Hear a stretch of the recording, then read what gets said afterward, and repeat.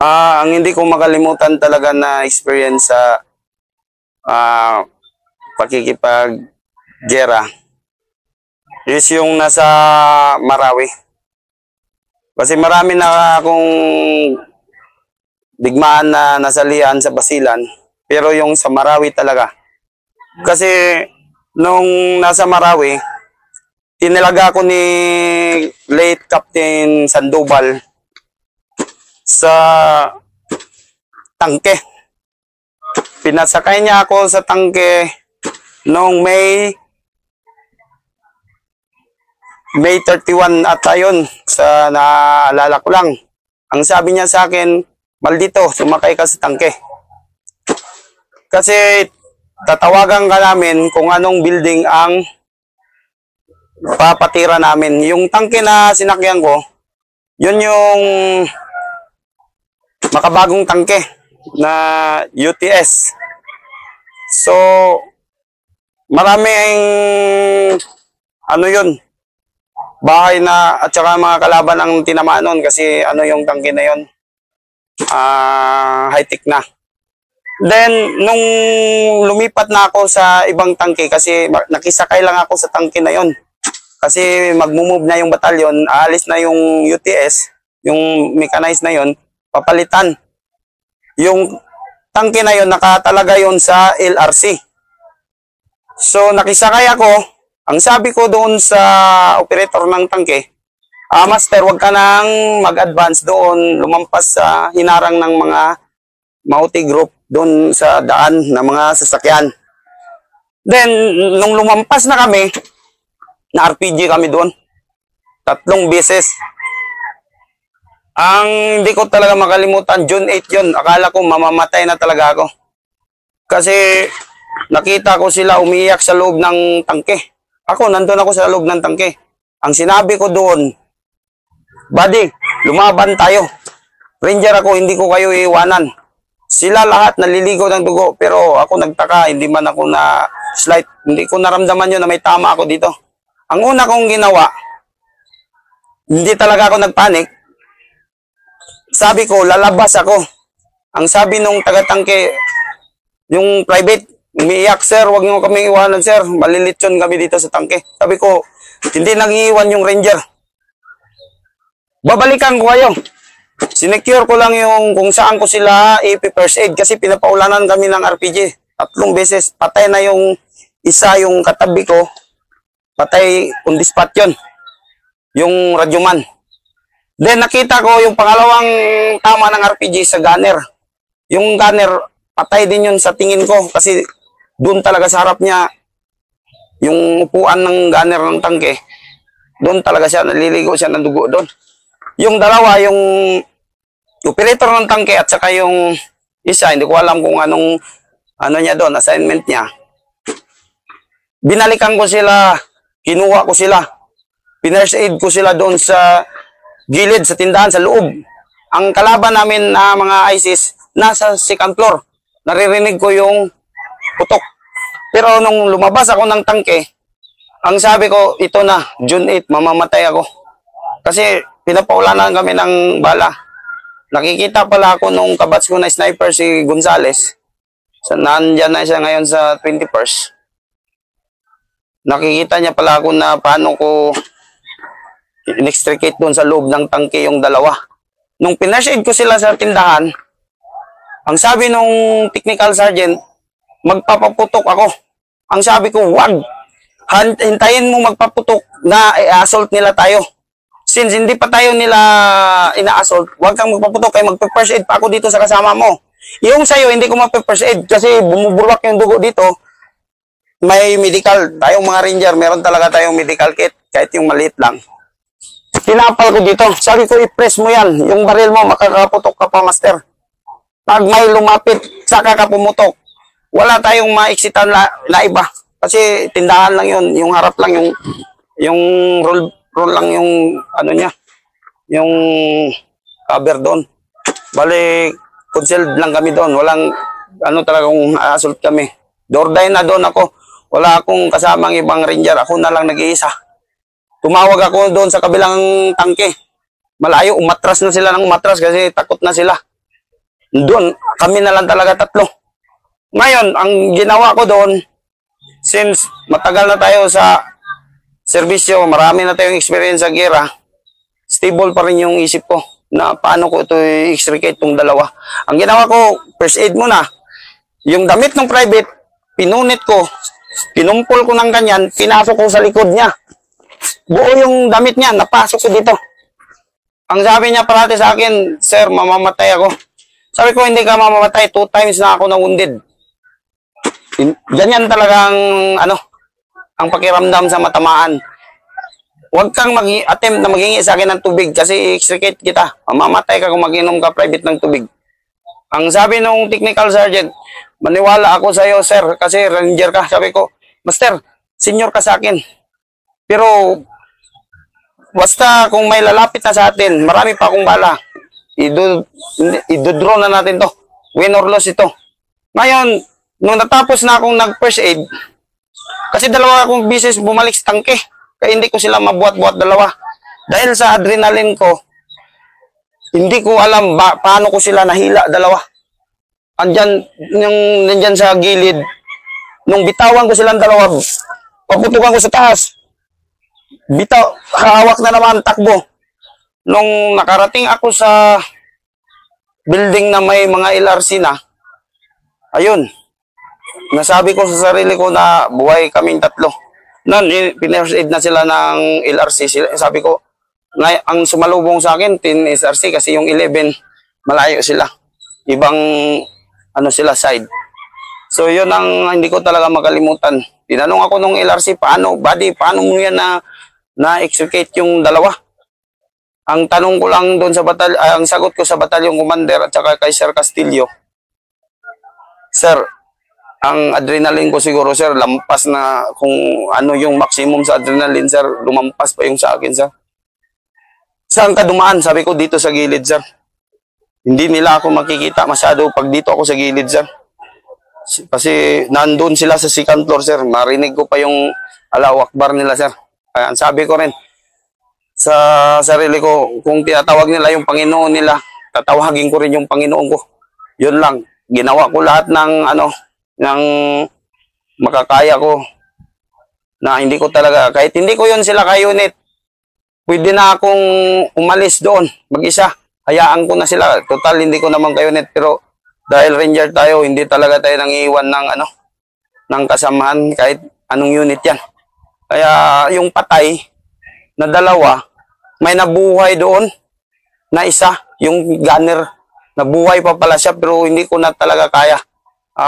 Nasabi ko nung nandun ako sa ospital sa sarili ko kasi nung nandun pa sa area talaga, hindi mo mararamdaman ng takot.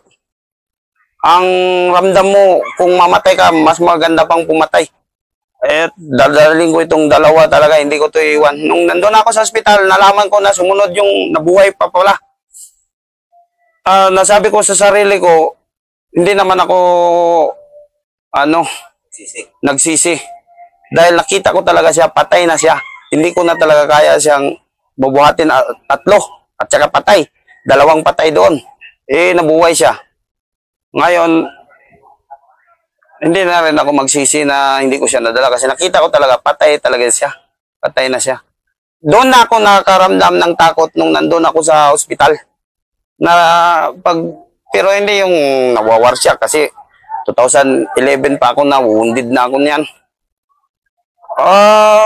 Naalala ko, what if pala kung nung lumabas ako sa tangke, what if kung tinamaan ako doon, hindi malilit yun itong dalawa, 4 sila doon sa loob ng tangke kasi i-assault talaga sila. Kung hindi ako lumaban doon, kusa silang i-assault doon sa second floor.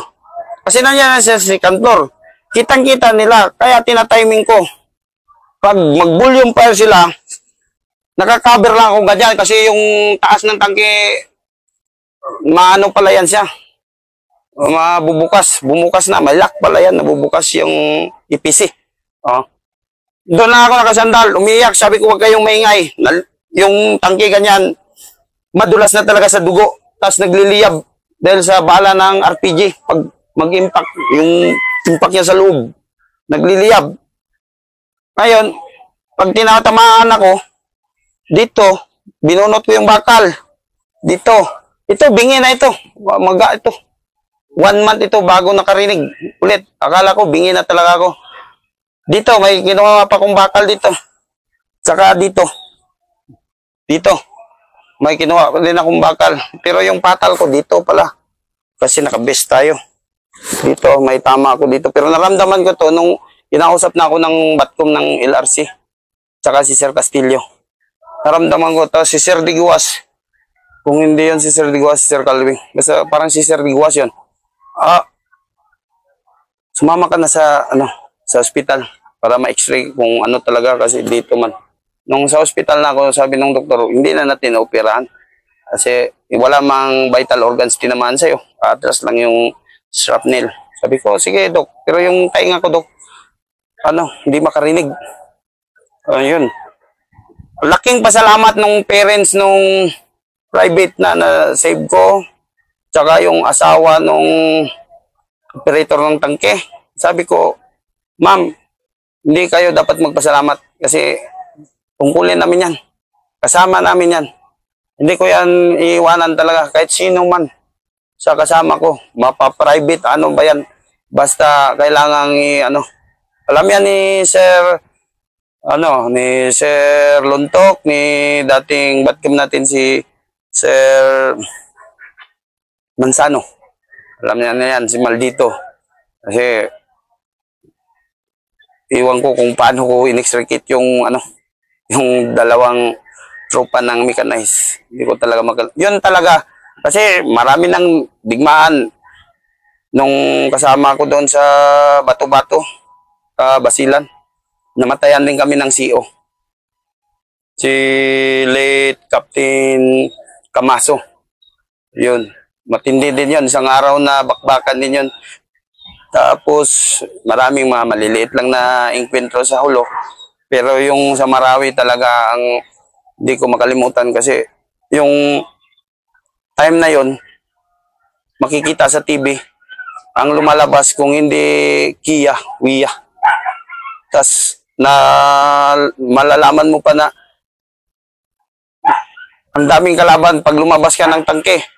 Parang katapusan na. Pero at least kung mawala man ako nung time na yon, alam ko na mawawala ako ng June 8, 2017 kasi lalabas ako ng tangke, tatamaan talaga ako nito. Kasi maririnig ko pa nga yung alawak barla, lapit lang talaga kami. Malapit talaga. Pero dahil siguro sa training natin, experience sa field, at saka dapat hindi talaga magrating, presence of mind talaga, anong gagawin, babalikan, paano mag-first aid, paano i-stop ang bleeding. Yan talagang una. Kasi kung hindi ko yun ma-stop ang bleeding ng dalawa, mamamatay talaga sila, kaya nilalamig na sila. Oo, nilalamig na. Wala akong makitang kumot. Wala akong makitang kumot sa area kasi tindahan. Grocery. 10 minutes. 10 minutes first aid. Yun lang talaga, stop bleeding. Ang inuna ko talaga, paano i-stop ang bleeding, yung kamaster na bumubulwak yung dugo dito. Pinasukan ko ng gasa. Master, hindi ko yan maternity. Wala akong maternity. Ikaw ang makaka-save sa sarili mo. I-press mo yan. Bantayan mo yung kanto na yan. Kasi once na may lumabas yan, saka ka magpaputok. Since hindi i-assault tayo ng kalaban, never ka magpaputok, makukompromise. Mamamatay tayong tatlo. Ubiran tayo dito. Kasi ang tropa napakalayo. Almost 150 meters. Kasi lumampas nga kami, yung tangke. Ang sabi ko doon kasi bago sila doon, bago sa area, yung EPC na yun. Bago doon sa area. Kasi papalitan at saka po papasok yung LRC. Ngayon, naiwanan na ako ng tropa kasi nag-advance na sila ng advance. Ang sabi ko sa tangke, makisakay ako sa inyo. Kung hindi ako nakisakay sa kanila, wala nagsisave sa kanila doon. Kanya-kanyang iyak sila. Oo, kasi siguro na si Master, siguro, naalala niya yung pamilya niya, asawa, anak. Yung private din, kakabago lang niya, yung nanay, parents niya. Alala nila, umiyak sila. Sabi ko, huwag kayong umiyak.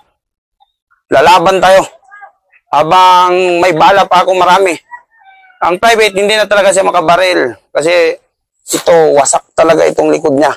So, sabi ko, saan ang baril mo? Sabi niya, hindi ko na mabuhat. Sir, yan siya. Alam na alam ko sa sarili ko, split of minute, mamamatay na silang dalawa. Loose blood. Kailangan ko na talaga silang buhatin. Yung nagtitraining tayo ng first aid, nagdadrag tayo ng tropa natin. Walang adrenaline kasi alam natin, exercise lang. So hindi na, nahirapan tayo. Pero pag sa real Makoy, yung tao, napakagaan. Dahil yung adrenaline mo, nandyan na talaga. Dalawa, kahit ngayon, pahigain dyan, bubuha, idadrag ko ganyan. Hindi ko kaya. Pero doon, nakaya ko, parang napakagaan nilang dalawa. Pagbitaw ko ng ganyan, sabay, hindi man ako naka-isling, snapling lang man yung baril ko. Mabilis yung may putok doon sa kalaban, pero hindi na rin nila ako masyadong masilip dahil yung building may firewall. Oh, may firewall. So, kung titirahin nila talaga ako, magbubutas na naman sila para makikita na nila ako. Pero itong ganyan, makikita nila ako sa kung ganyan. Diyan. Yan. Pero nung nakalayo na ako ng mga 50 meters, nahihirapan na sila ako. Yun lang, kung bababain nila ako doon, susundan nila talaga. Makukuha kami tatlo. So, hila-hila ko sa gilid. Nagtaka nga yung LRC. Kung paano. Ano pakiramdam nung ilapat mo na sila doon sa LRC, doon na yung tropa mo? Parang nasabi ko, Lord, buhay ako. No. Hindi ko na inisip sila. Kasi nandun na. Ang aidman ng LRC, mabilis.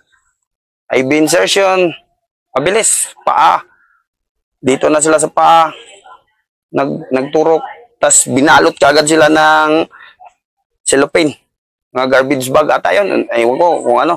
Basta kinausap ako nung batcam nung LRC kasi kukunin nila at kukunin yung tangke. Kaya tinanong nila ako na saan ako dumaan. Sabi ko, itong daan na ito sir, sa gilid lang sir kasi hindi kanila visual. Pero kung ang sniper sir, kung meron silang sniper dito sa kabilang building, tumba na ako sir. So dito ang pinaka-safe. Walang sniper dito sa kabilang side nila sir, wala. Dito lang. Sa unahan ng madrasa. Sa Barangay Lilod yun. Master, hindi ko yung makalimutan. Barangay Lilod. parang talaga, no? Parang sabi mo, pagdating mo talaga ng finishing line, buhay ako, Lord. Buhay ako, Lord. Sabi ko, hindi ko naramdaman na may tama ako. Basta yung dito, pinagkukuha ko yung bakal dito. Dito sa binti. Dito. Kinuha ko yung bakal. Sabi ko pa nga ako, Lord, buti dito. Kasi bulag ako eh. Dito lang. Kinuha ko yan. Pagdating ko doon talaga sa tropa, umiyak ako doon. Doon ako na tumulo yung luha ko na hindi ko mapigilan. Buhay ako. Kasi ang inaalala ko talaga, kakaberde lang ng papa ko nung June 3, tapos mawawala ako ng June 8. Kasi alam ko na, sa loob pa kami ng tangke. First, tama ng bala dito sa gilid. Patay ka agad dito eh. Naalala ko, mamamatay na talaga kami nito. Kasi, it means, kung tinamaan kami ng RPG, dito, it means, nandito lang sa likod namin ang bumira. Nandito lang sa Sikantor. Sabay, Allahu Akbar. Pak. RPG ulit. Tangke sa gun. Para hindi makaikot yung gun, sa gun kagad. Patay na. Ang last na RPG sa operator, patay na yung makina namin. Ng tangke. Namatay yung makina. Ngayon, si Master, nung tinamaan siya doon sa yung operator, yung driver, matras siya dito sa amin. Ngayon, gabulwak, sabi ko, Master, ganyan mo, may tama ka. Umiiyak sila. Sabi ko, kayong umiyak. Lalaban tayo, damputin niyo yung baril niyo. Yun lang ang ano ko, lalaban tayo. Lumiliyab pa yan, master. Lumiliyab yung sa loob kami ng tangke. Yung bala ng ano, yung may dala pala ng apoy yan. Nakulong. Kaya sila sunog, first degree burn sila. Ako, nagtaka sila bakit hindi ka nasusunog. Sabi ko, iwan ko dok, bakit hindi ako, tsaka yung batalyon commander ata nila yun sa mechanized. O buddy, bakit hindi ka nasusunog? Di ba kasama kayo sa loob? Oh sir, bakit hindi ka nasusunog? Sabi ko, siguro ano ng Panginoon na hindi ka masunog kasi isi-save mo yung dalawa. Yan talagang dito sa Agusan, mga encounter dyan. Ano na, slight lang. Kasi yung mga MP, ganyan-ganyan, mga tagal na yung mga 10 minutes, 20 minutes. Wala na yan. Pero yung doon sa Marawi, yan ang ano, matindi. Kaya ang maipayo ko sa tropa, pag may enkwentro, presence of mind lang tayo. Huwag tayong magpanik. Gawin natin kung anong dapat. Nung time na yon, assistant team leader pa ako nung time na yon. Kaya hinugot ako ni CEO pasakay sa tangke. So, nung nag-team leader na ako, parang ano ko na lang, parang mani-mani na lang, no nerves. Sabi ko sa team ko, pag kinabahan na ako, saka kayo kabahan. Kasi never pa akong kinabahan. Yun lang ang sabi ko sa teammates ko. Pakiramdaman ang paligid. Lalo na pag masukal. Pakiramdaman mo, huwag ng tusok ng tusok. Kasi ang araw na binigay sa atin napakahaba. So, bakit natin tirahin niya yan na wala na tayong security, parang mapapagod ka. Mas maganda yung dahan-dahan ka, hindi ka masyadong napapagod. Kasi ang kalaban talaga, hindi yan sila napapagod kasi standby sila. Tayo, from LD, ilang milya-milyang nilalakad natin. Mabigat ang dala natin. Ngayon, kung magpapadaig ka sa pagod dahil binagbagan mo ng mas maganda pa yung dahan-dahan ka, slowly ka, surely. Paano ka, ang kalaban kasi kung nakaka-standby yan sila sa advantage yan sila parati. Tayo, lulusob, galing tayo sa baba. Kaya, mas maganda talaga, observe. Tapos, huwag kumpiyansa.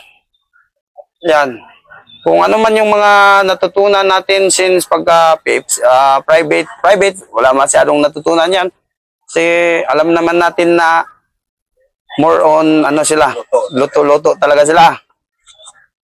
Magkaka-experience sila nung magpunta na sila ng baon-baon nila konting experience papuntang SRS. Doon sa SRS, doon magkakaano na sila, idea.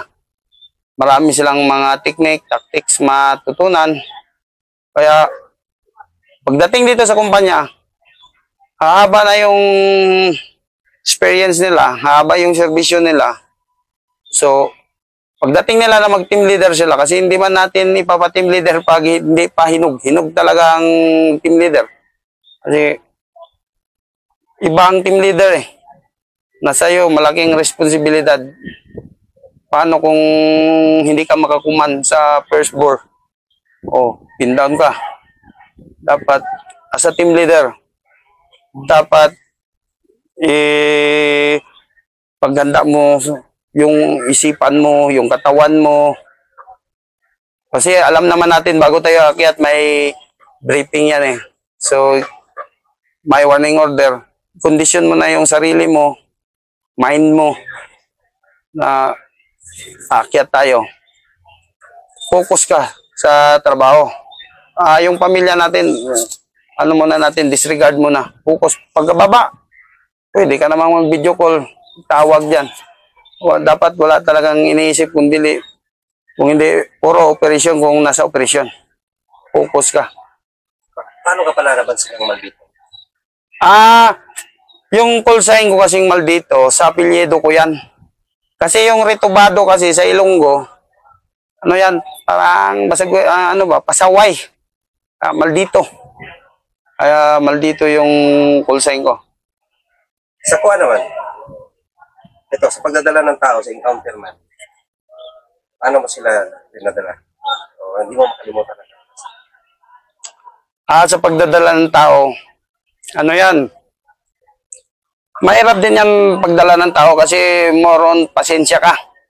Kasi hindi tayo pareho ng idea, hindi tayo pareho ng ano nito, yung ugali, yung tribo.